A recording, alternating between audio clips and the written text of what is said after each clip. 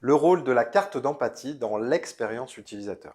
Connue comme étant la technique tout en un pour décrypter les attentes de son client, la carte d'empathie se révèle aujourd'hui comme un outil indispensable à toute entreprise qui a pour objectif d'augmenter ses ventes. Dans cette vidéo, je vais vous expliquer comment créer votre propre carte d'empathie et l'utiliser au quotidien. C'est parti! Alors déjà, j'aimerais commencer par définir ce qu'est la carte d'empathie.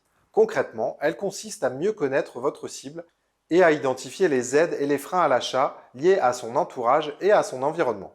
Elle vise à connaître ce que votre cible a l'habitude de voir, d'entendre, de penser, de faire ou encore de dire, et ainsi identifier avec précision ses besoins. Plus vous serez précis, plus vous pourrez derrière lui proposer une solution concrète et utile qui répond à ses différents besoins. Mais alors, comment faire une carte d'empathie? Pour commencer, il faut définir quel est l'environnement de votre client.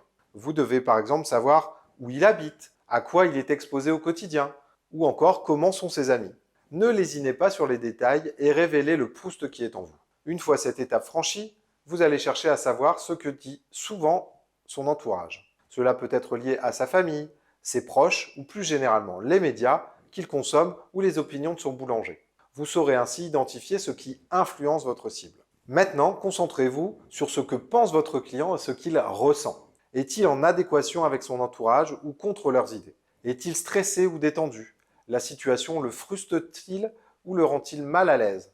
Est-il triste ou heureux? Cherchez à comprendre son fort intérieur. Puis, lorsque vous savez ce que votre client a l'habitude de faire ou dire, il vous sera relativement aisé de savoir comment il pourrait réagir face à certaines propositions ou situations. Vous pourrez donc entrevoir sa volonté ou sa détermination à vouloir évoluer. Demandez-vous quel est le plus grand rêve de votre client. Vers où veut-il aller? Quels sont ses objectifs de vie et comment compte-t-il y parvenir? C'est sur cette base que vous allez créer votre argumentaire de vente. Mais attention, il faut aussi prendre en considération les limites de votre client. Quels risques n'est-il pas prêt à prendre? Ou quels éléments de sa vie ne veut-il pas sacrifier? Vous ne devez pas lui imposer un choix qu'il n'est pas capable de prendre. On parle bien d'empathie, donc de compréhension de l'autre et pas d'obligation. Vous savez désormais comment faire une carte d'empathie. À quoi peut-elle servir? Eh bien, elle vous permet de mieux découvrir ce qui pourrait intéresser votre client potentiel.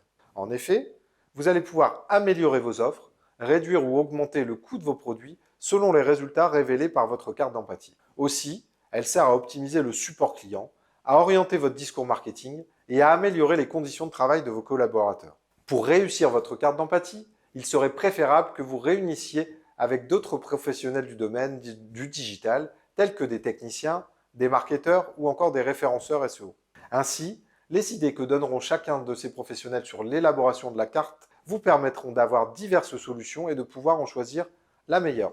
En outre, il peut s'avérer que vous avez déjà vos buyers persona, encore appelés avatars clients. Pas d'inquiétude. D'ailleurs, il est recommandé d'utiliser plusieurs techniques et de travailler en équipe sur les différents types de clients afin de bien remplir votre carte d'empathie vierge. La carte d'empathie se révèle donc aujourd'hui comme un des meilleurs outils pour augmenter le nombre de vos clients, faire développer votre entreprise et pour accroître votre visibilité sur la toile.